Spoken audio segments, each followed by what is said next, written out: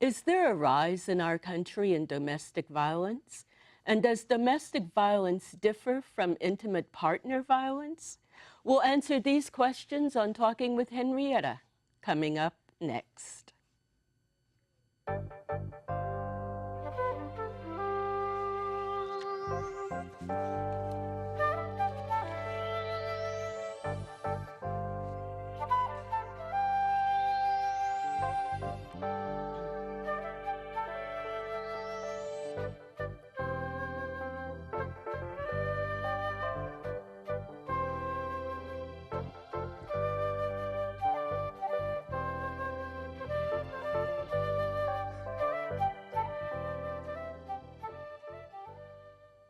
Hi, I'm Henrietta. Welcome to the show. Over the years, more and more attention has been given to the subject of domestic violence. But a new label has been added to the words being used to describe the type of violence that takes place in relationships. The new label is now intimate partner violence. On this show, my guests and I will talk about the differences between domestic violence and intimate partner violence, if there are any differences, and what is being done to prevent both.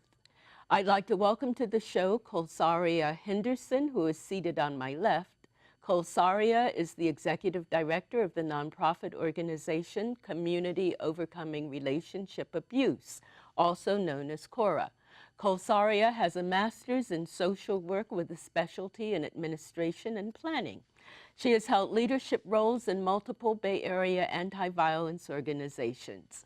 She is currently focused on the intersection between gender-based violence movements and reproductive justice, LGBTQ, immigrant rights, and racial justice. Lynn Schutte is seated on my right.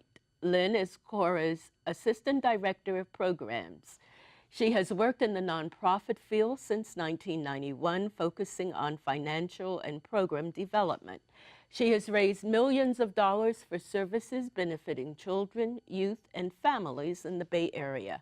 Her financial and program development efforts have included work with the YMCA of San Francisco, Samaritan House, and Star Vista, as well as CORA. Well, thank you so much for being with me. It's a delight to have the two of you with me on the show. Thank you. As you heard, I started talking about domestic violence and intimate partner violence. Is there a difference? So, domestic violence is often the words that we hear, I think, more often. We hear law enforcement, we hear it on media and television. Largely when we're talking about intimate partner violence, and CORA likes to also highlight intimate partner abuse because there's lots of different types of abuse that we include as violent, as a part of a violent relationship. It really focuses on that relationship of someone that you trust and that you are close to. And I think that that's some of the difference, whereas sometimes domestic violence can include things like child abuse, can include abuse within a family that is not necessarily in an intimate relationship. And sometimes it's helpful to clarify it because the interventions and strategies that people use and the laws can be very different. So Lynn, would you have any idea of how the label intimate partner violence came about? How it came about, I think, is just an awareness that this is happening between people in all different segments. So whether they live together or they're dating, that the intimate partner violence is occurring. So I think a lot of people associate domestic violence with in the home because the word domestic is in there. But intimate partner violence could be teenagers that are dating. Mm-hmm. It's more inclusive. Intimate partner violence also, I think, has been a very academic term, right? We've used it more in academia than we have in, I think, in our cultures as a whole. And I think domestic violence usually encompasses what people tend to know. Well, let's talk about where we are in terms of statistics. and even though I say statistics, not necessarily numbers, but is it on the rise? Domestic violence, intimate partner violence, are the two on the rise? Are they going down? What can we say about the incidences? I think it's really hard for us to say because I think for so long, intimate partner violence and abuse has been something that people, that we didn't measure, we didn't talk about, people didn't report. And I think now with rises in our culture, with media showing more coverage of it, with people with other status being able to show that intimate partner violence and abuse happen so often, I think we're seeing more and more people coming forward around it. The statistics right now are 1 in 4 women and 1 in 7 men will experience intimate partner violence and abuse in their lifetime. And, you know, regardless of what they were 10 years ago, 15 years ago, that's a significant amount of people. And that doesn't necessarily even include the amount of children that are impacted by intimate partner violence and abuse. And it also doesn't include the fact that we have whole communities, Black and brown communities, LGBTQ communities, that experience it at a higher rate. Why would that be? We usually talk about domestic violence or intimate partner violence going across all income levels, going across all ethnic groups, going across any number of classifications that sometimes distinguish us. So why would there be a higher incidence between in Black and brown communities? And since Kosaria was just talking, would you like to have some input on that? And then we can get back to Sure. I think that the tension and the stress that goes on in our communities, because, you know, there's a lot of other isms that we face. And so when you conflate these different things, I think it puts us at a higher risk.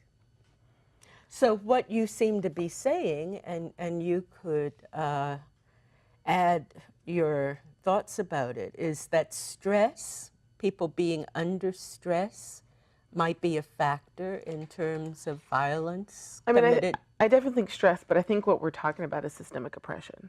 Oppression. Yeah, we're talking about oppression. We're talking about the oppression that happens in our society. We're talking about racism, sexism, ableism, heterosexism. We're talking about oppressions that occur and to Black and brown communities, to LGBTQ communities, that create additional barriers for people to access and make different changes. So some people when would they say, how is the oppression such that people are they taking out their frustrations on each other because of outside oppression? So what role would oppression play? Sure, so many roles. So if you're thinking about a family or an individual that is in an abusive relationship, and you're thinking about what options do I have? If you, when we look at all of the contributing factors of economic oppressions, so classism, right? You look at all the contributing factors of that, you're gonna make decisions on whether or not you can move into your own apartment or your own place by that classism. In addition to that, we know that Black and brown communities, LGBTQ communities are less likely or more likely to experience hardships in other areas around employment or around having access to livable wages, access. So what effect, and your focus is on gender-based violence movement and racial justice, but how do those issues actually impact the level of violence committed in intimate partner relationships? I don't think that the level of violence is impacted specifically by race or LGBTQ or necessarily class. We see violence occur across all spectrums. The difference is what do people have access to?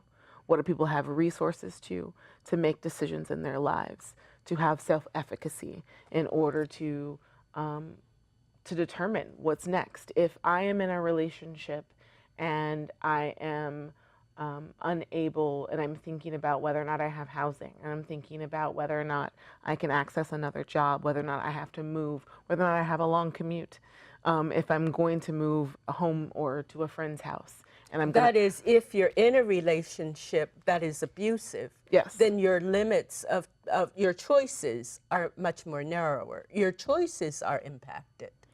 And choices is a relative word, right? So some people and most of the clients and communities that we see in this work, choice is not always an option, right? I don't choose to necessarily be in a violent relationship, but I am left with what I have access to, what I have available to me is very different. Do you know, I would say that there are always choices. Now, those choices may not be that many. Those choices might be limited, but people always have choices. I think I would respectively disagree that I think there are several of the people that we see that do not have choices. I don't think it's a choice if you think someone's going to kill you. You have a choice to get out. Everyone doesn't have the choice to get out. You mean you have to stay there and let somebody kill you? You have the choice to run out the door. Well, if you have the leave, choice to go for a woman's shelter. You have a choice to go to the police. Now, whether you'll get the action or not that you need is something else. But people have choices. Do they see their choices? Yes, Lynn. Well, I think some people, have been so traumatized by the person that they're living with that ability to see is removed. If you think about, the gaslighting kind of dynamic where people are told, you're never going to amount to anything. You're just, you'd be nothing without me. You try to get out there and survive without me, and it just kind of works into their psyche. I can see that, but people have a choice whether they're going to accept that or not. At a certain point, but then there's a tipping point. And so I think, and probably Colsari could say this a little bit more elegantly, but I've seen that with the clients we've served in the housing program where there has to be that moment of clarity that opens up. There has to be some opportunity that's presented, whether it's a friend, whether it's a pastor, whether it's a teacher, a mentor that reaches out and says, Henrietta, I see that you're in pain. Can we talk? And that starts opening possibilities. But for a lot of people, they're really hidden away by their abuser. There's a lot of control going on. There's the amount of control that happens in some of these different cases that we're working with, some of the different clients we're working with is extreme, where, somebody's phone, they don't have a phone. They're completely locked down. And so it's, I'd rather turn it on its head, the question, and say, what can get a person out? And it is that caring friend, that person who sees that there's a problem in this house. I have read of cases where you talked about that tipping point where people may have gotten to the breaking point and shot or murdered their abusers. They made a choice. Now, it might not have been the choice that most of us would have chosen. I mean, there are those extreme circumstances, but. Well, I would add to on the choice part though. So 2 things I would add. One is, CORA is the only organization, only nonprofit focused on addressing intimate partner violence and abuse in San Mateo County. And while we have a myriad of emergency services, including 24-hour hotline and 2 emergency shelters, that's 28 beds in this county. 28 beds, over 10,000 calls. We have over 11,000 unmet needs for shelter. So when you talk about that there is, they have the choice to go to shelter, there actually isn't necessarily a choice when shelters are full. I've worked in 3 different Bay Area counties doing this work, and shelters are always full. And all we have here in San Mateo County is 28 beds of emergency shelter for intimate partner violence and abuse. There aren't always choices available. And then the last Well, they're not always the choices. Let's put it this way. The resources, they're not always the resources available, if even one makes the choice to get out. So the choice of not having a place to stay is a choice. I mean, so I think the other piece that I just want to highlight is I think we spend too much time in this circle. I think what we need to be asking specifically is, why are people being victimized in the first place? We focus on the victim and whether or not the victim of violence and abuse is leaving, will leave, and instead of asking, why are people hurting people inside their home, and why aren't we spending enough time focusing on the people that are causing harm, and why we're living in a society where harm is being done to people. We can get into that. I will just say, in terms of choices, what we could talk about, the options that people have. And you remind me that what I have found upsetting is to hear other people say, well, why didn't the person just get out? And it was upsetting to me because I know that's not that easy. It's not. Mm-hmm. It's not that easy. And especially when you look at San Mateo County, when you look at living in a county with the highest cost of rent in the nation, if not the world, and it's several years running now. It's really a hard decision to make when you look at your children. Yes. And you think Yes. of putting them. Where are they going? And there's their neighborhood, and then there's their school, and you would have to disrupt all of that. All of it. Yeah. So even And they don't know what we know at CORA. So for them, it's a blank, unknown beyond. They don't know what's on the other side of it. And so, you know, how do they take that leap of faith if they're not supported by people, if they're isolated? Because the person who's harming them is diligently working on cutting them from their families, from their friends.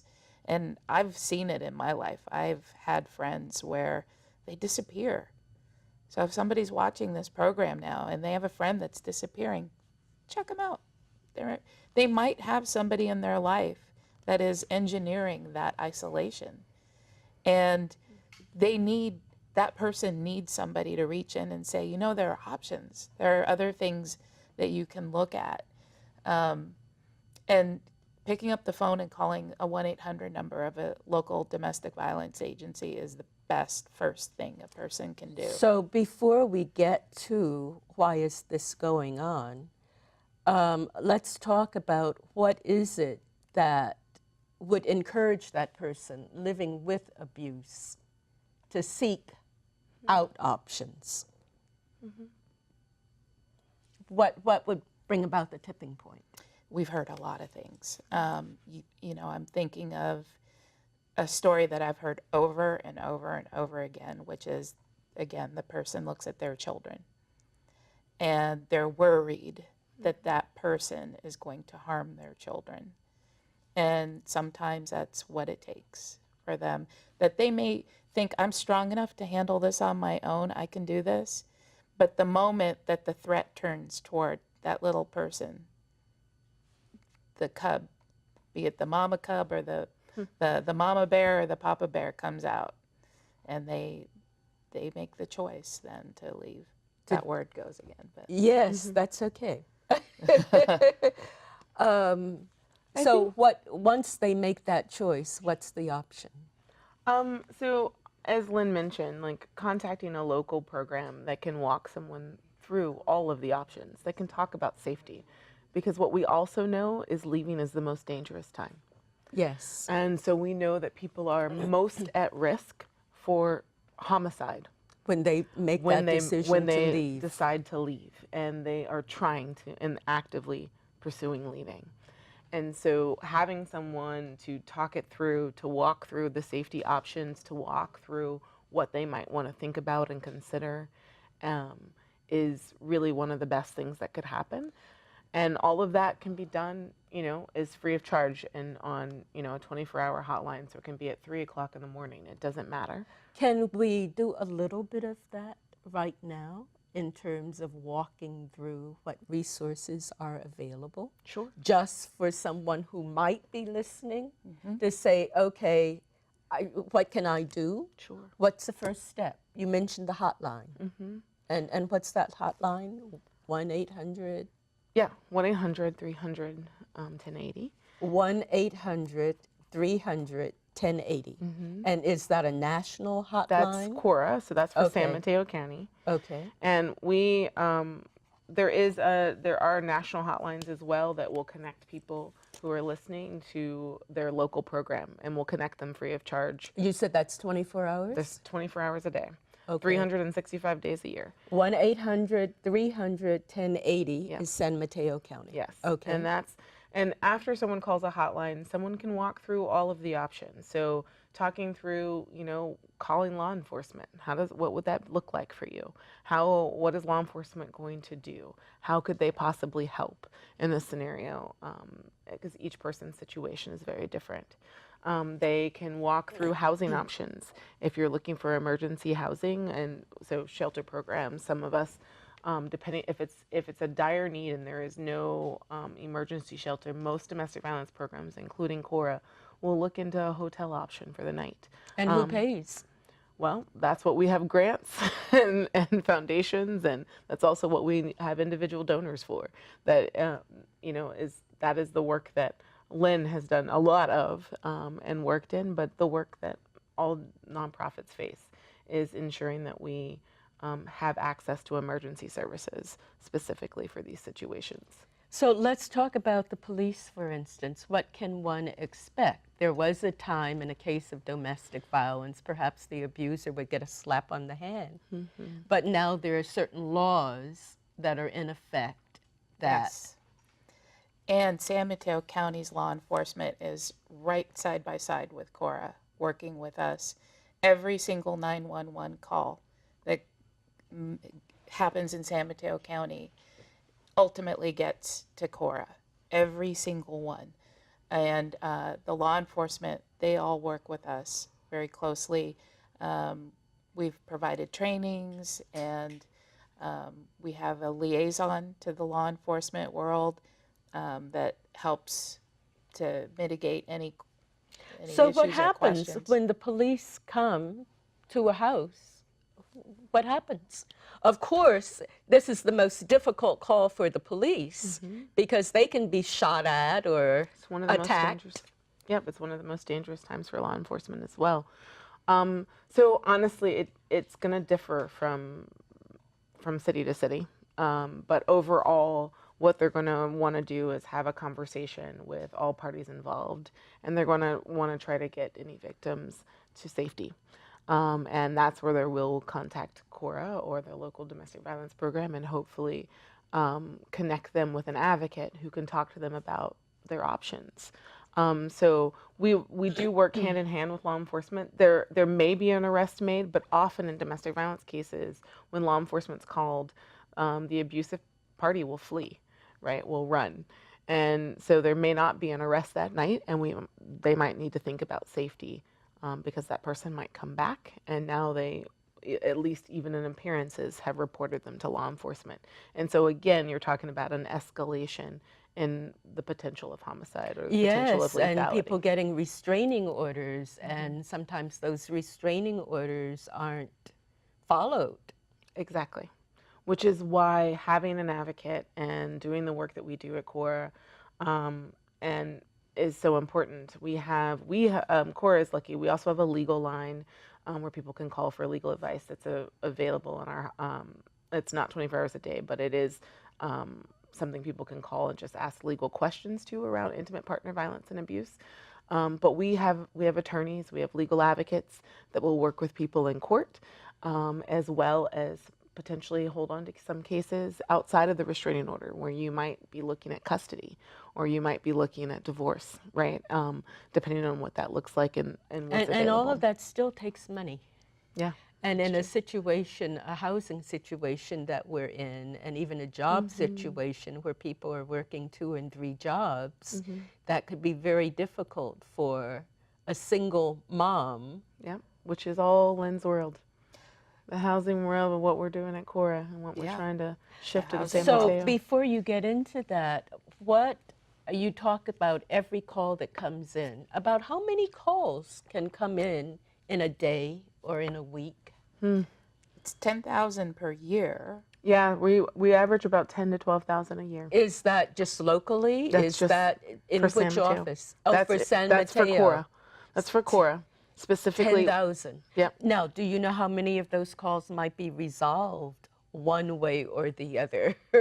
Where action is taken, what kind of action? I don't know if you all might keep records on Well, it depends. follow-ups. So we have, our programming extends far beyond that. So I'll let Lynn talk about housing, but in addition to housing, in our legal program, which we've talked about, we also have mental health services. We have, groups happening every week that are with clinicians.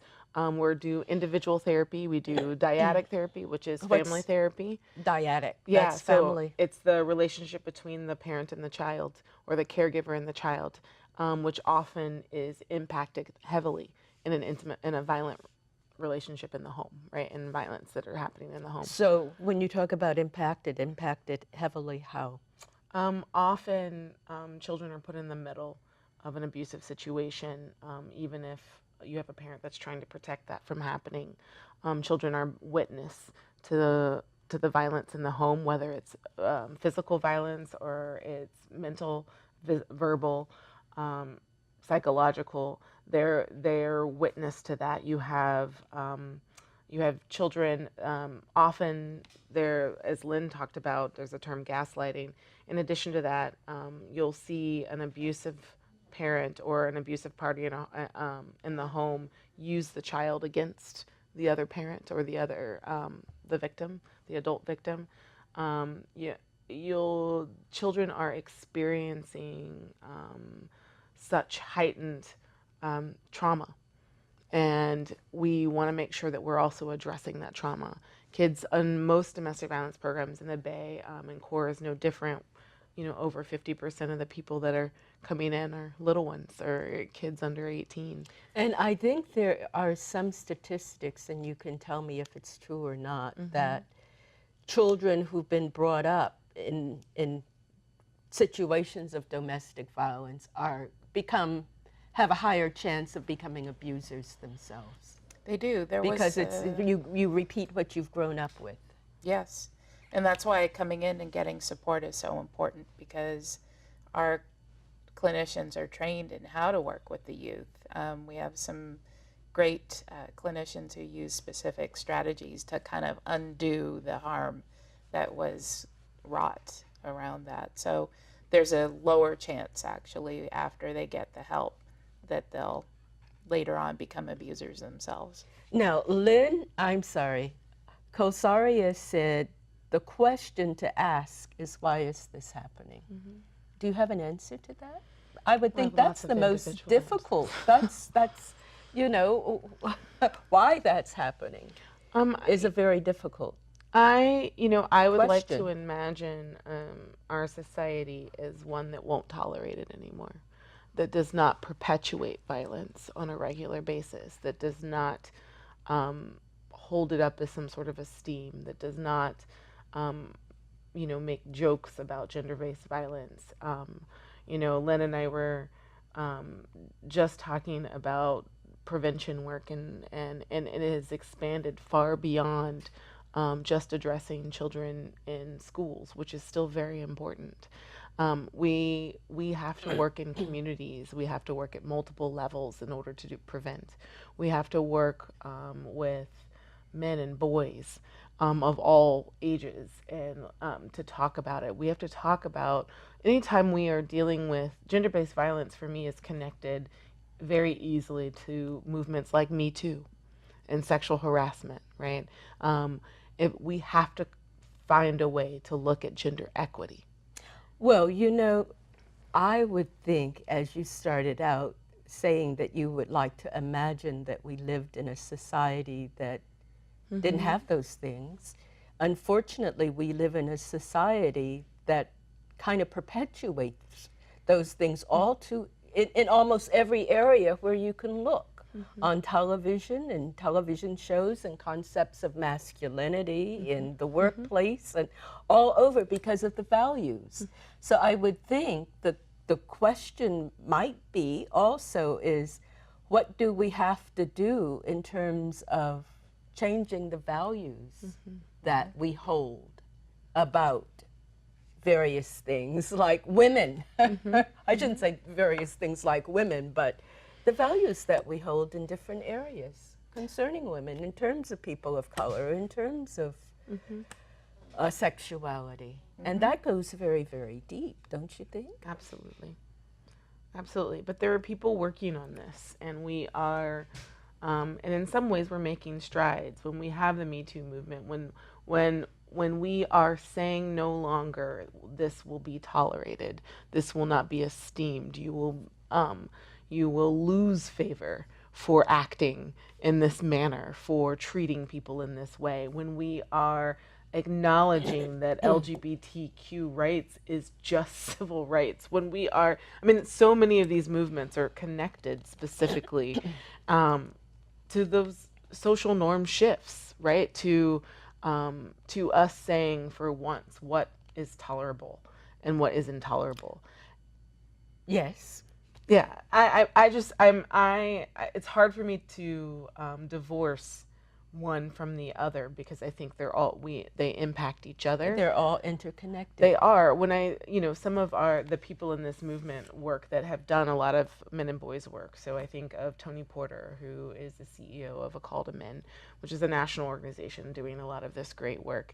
And I think about some of the, he constantly talks about, if boys are growing up saying, you're a sissy, or you throw like a girl, and it's a hurtful comment, it's meant to be demeaning, it's a great measure as to where we are in this spectrum. We have to be able to teach our children about humanity and about equity and what that truly looks like. And I think that, obviously we have a lot of work to do, but I believe we can do it, and I believe that we have shown. We have shown that it works, that we can begin to address these issues, particularly at the community level. That's very, very true. I'm going to let you say what you're about to say, Lynn, but before I do, I simply want to say the circumstances right now, the atmosphere is not necessarily conducive from the administration down for supporting the type of things that you're talking about in terms of our immigration laws that's frightening women from calling for fear they might be deported, to the concepts of violence and masculinity that are being shown as, I would say, as choices by our president. It's almost, I would think, swimming upstream. Is it? I would not disagree. I would not disagree. And I would say that, we have made choices to look at interventions, to look broader than just individuals, to our communities around us, and to try to listen to what our community needs are, and to have them tell us what interventions are necessary. And I think with models like that, with the more we can support that type of work, then I think we will continue, yes, maybe to swim upstream, but still to make an impact. I think one of the programs that actually is under Lynn is a program in East Palo Alto. And that community program has had exponential success. And it has been from a community-based model that came from East Palo Alto residents that said, this cannot no longer be tolerated. We need help, and we need it here. And while CORA has been around, for well over 40 years, we haven't been located in East Palo Alto. And with that rise up, if you will, which they should demand. We are accountable to them Now, of what they before need. you continue Sure. on, Lynn, we'll let you talk about that program, but I would like to have you, I stopped you. You were going to say something. Do you remember what you were going to say? Like Well- a few sentences back in terms of when we were talking about the atmosphere now being conducive or not conducive to the work that you're doing. Well, the great thing is there are some positive movements about being upstanders, not bystanders. And so that gets to what Colsaria was saying earlier about not tolerating this kind of behavior. And so there's a lot of prevention work that's being done by CORA and others to bring awareness to that just standing by and watching and being a witness is not helpful, but standing up and questioning, and if you see something, say something. And we're all hearing that more and more now. So. You're hearing people encouraged to stand up and say something, or are you seeing more and more people standing up and saying something? Both. And we have, at CORA, we're also working on prevention. So we have folks going into the schools and working with the youth. In fact, just a few weeks ago, we were at Eastside Prep for Monday through Thursday, working with the youth and the teachers and talking about this and talking about healthy relationships and how to be upstanders. And so, this is great work. EPA, And is this the program that Colsaria was? it's a different one. Ah. So EPA has really been innovative, I think. The city council and the chief of police, and they've all been working with CORA to address this because, like Colsaria mentioned, the community has asked for it. And so we were surprised to hear from the chief that the work has had a great impact. In the last 2 years, it's had such an impact that it's cut the number of DV 911 calls in half. TV? Domestic violence. So that is something that... Now, what does that mean? For example, there are different ways to cut something in half. Could it very well be people have become too scared to make those calls? So you don't mean it that way. You mean what the reasons for them making those calls no longer exist. They are coming out for help. They're coming to our office. They are reaching out. And if you walk up and down University, you'll see our posters and flyers all over. People are calling. They're coming to the office. And through that, we're de-escalating problems before they rise to a certain level, or in certain cases, we're helping people to get away. Just recently, I'm remembering a client where she needed emergency shelter, and so we got it for her, and she got counseling and support, and this week we're putting her in her own house, her own apartment, and she's broken away from the person who was abusing her. And the person who was abusing her, how was he stopped from taking further action? That is the question. That is the question that needs to be discussed in this country. That gets into other issues of racial justice and rights. I think that there are a lot of things happening in the country right now to address folks that have caused harm.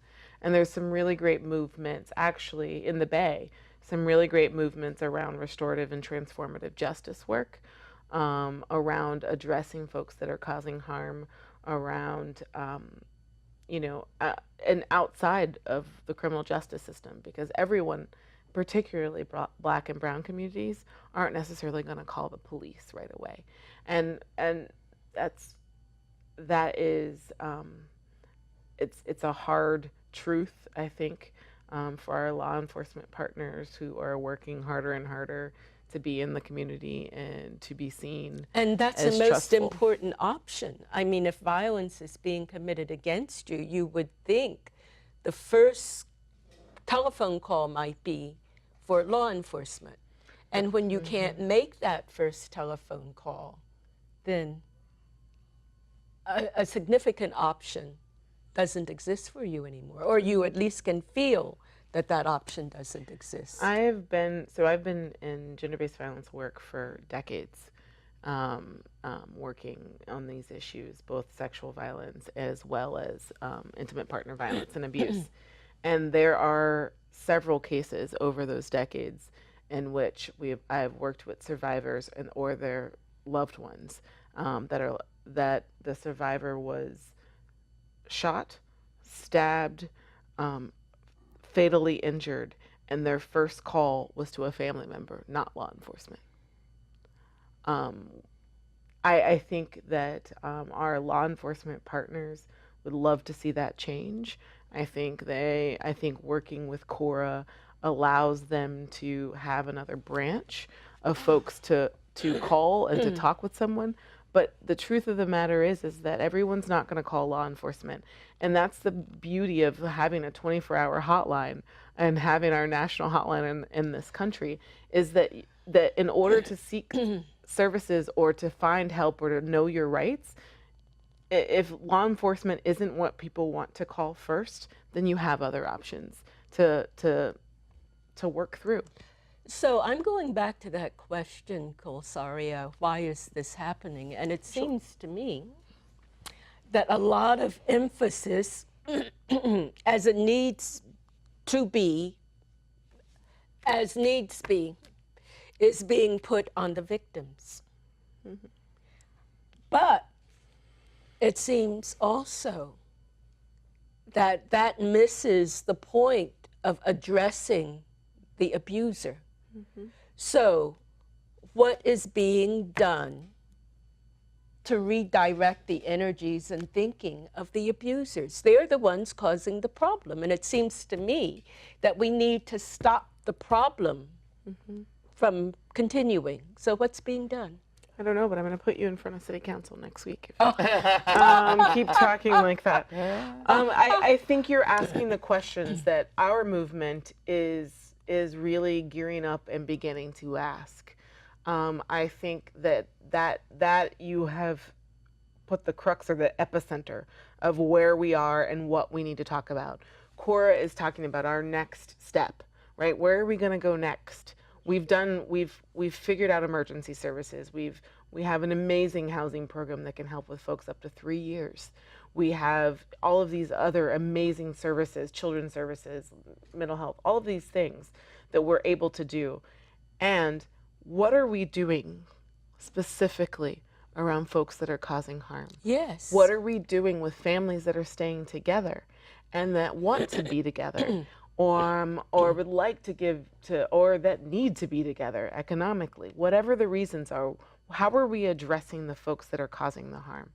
And I think you're asking the same questions that CORA is asking itself now. You're asking the same questions that we're looking at nationally and in this, and most effectively also in this state.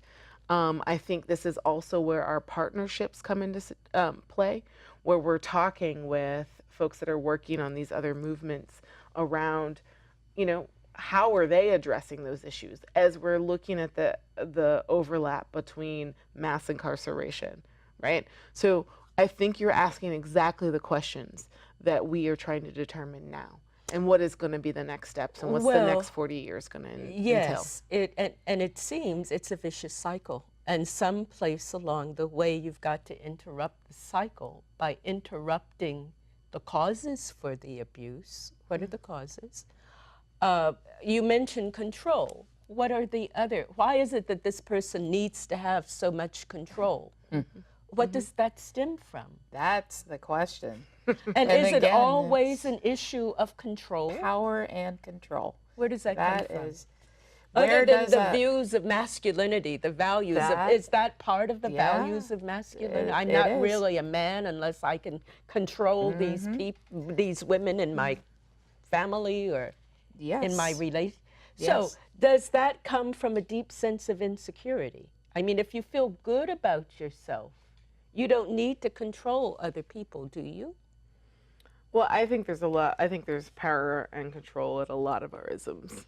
So I think that's another place in which we see this occur regularly.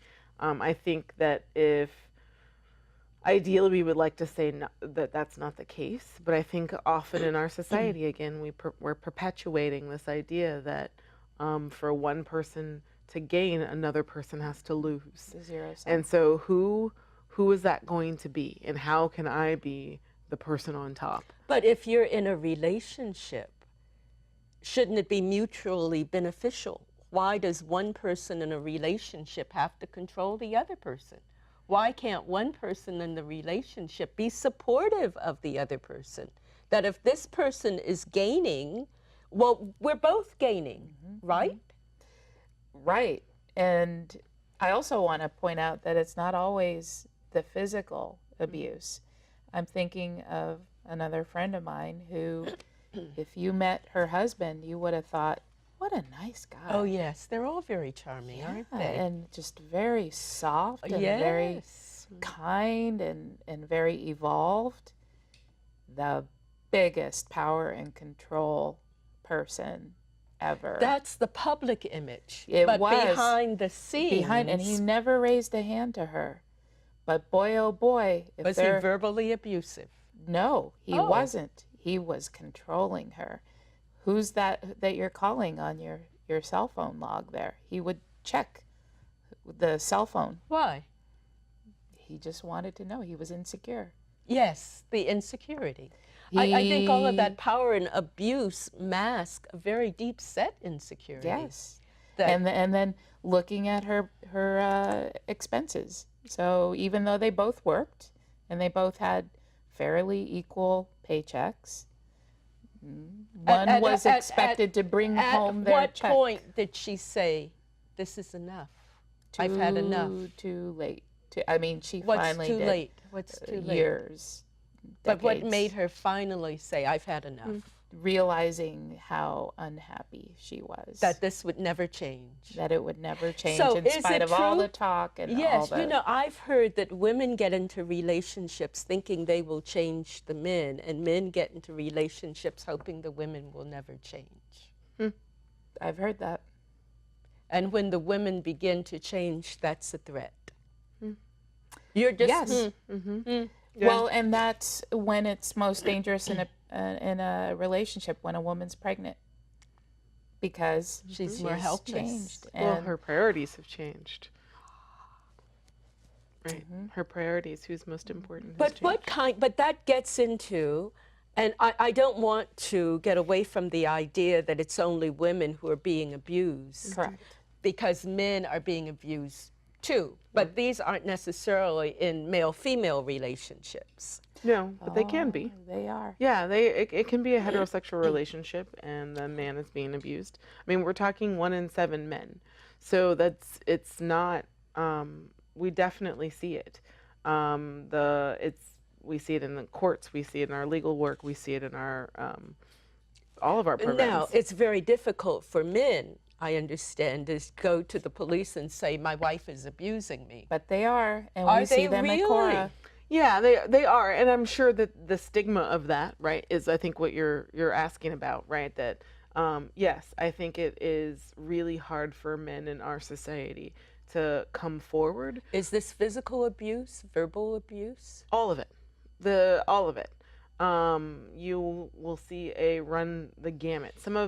I was talking with a colleague of mine, and she was saying that some of the highest legal cases the highest lethality legal cases that they're seeing are actually against men, and in some cases, she's working in the LA region, but in some cases she was saying it's because they're not believed over and over again. So what is it? Let's talk about the mentality, because I'm sure that's questioned. Considering the fact that men are bigger, more muscular, more powerful, what are the circumstances in which a man is allowing a woman, his partner, to physically abuse him when it might be so easy for him? It's not always physical abuse either. Well, and it's not always, just because I might be smaller or what doesn't make me any less lethal. Right? So, yes, I mean, if but, we think about... But it's much easier for the man to say, you know, I'm not going to have you doing this to me. Maybe, but you're also, you know, thinking about, you know, I would say the same around women. If you're, you know, women aren't always, that are being physically abused by a man, aren't always necessarily physically fighting back, right? They protect themselves. Sometimes they fight back, but they're not always, it's not always from blow to blow. And I think the other piece that Lynn was getting at is that what we see, which is why CORA uses not just intimate partner violence, but intimate partner abuse as well, is to call attention to so many different other types of abuse. And often what we hear from survivors that sit around in support groups and that have actually shaped this movement is that, you know, if it was just the physical heals, oh yes, it's everything else. Yes, the that scars, those that scars. I'm still dealing with that 10 years later, 15 abuse years later. Can last for decades in what it has done to the psyche and one's feeling of self-confidence and self-esteem. And that's more difficult to heal. But I'd like to get back to this idea that we need to begin to set up programs where when you have an abuser, and let's say that abuser is jailed or whatever, that there are mandatory classes or mandatory treatment so that that person doesn't go back out on the street or continue with the abuse. There are programs, and they have varying degrees of success. The BIP programs, batter intervention programs. Courts do mandate some to go to 52 weeks, I think it is, of trainings, but they're not all effective. Do we know why? Well, or what happens? When we or what's needed to make them more effective? Well, I think when we see change happens, right? Even change in my life, right? Change when I want to change, when I'm seeking that change, I'm more likely to make that change. Ah. Right. So when you're mandating someone to do something, they might show up, but they're not going to necessarily apply it. Yes, it is. You can't make people change unless they want to change, but you can enact some penalties, like, you know, make it so much harder. You might not want to do this, but if you don't do this, this is going to be what you're facing. Like if you come back through here again, we're going to throw the book at you or something like that. Well, and I think we've tried that over several years, particularly California and the 3 strikes and mandatory sentencing that has occurred. And I think, honestly, what we probably don't have time to get into today, but I think that's what also contributes to the harm in the Black and brown communities. So I don't think just a criminal justice approach is really what's going to be a long-term Well, not the criminal justice approach as it's being applied now, but we're not talking about the discriminatory sentencing and the way justice has been handed down. But throwing the, I guess, and maybe I'm responding to the throwing the book at them. Yes, I know, and it's easy to make that comparison. However, we're talking about people who are actually going out harming other people, inflicting considerable damage. We're not talking about somebody stealing a pack of cigarettes or a slice of pizza. That's true. That's true. And we're also still talking about the amount of people. So if San Mateo County alone has over 2,800 calls to law enforcement for domestic violence, right, a year.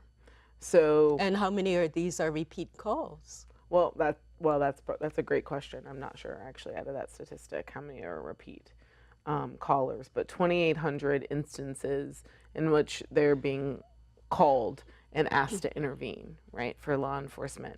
That's you know, that's a lot of people for the district attorney prosecuting. That's a lot of people that, you know, we're survivors.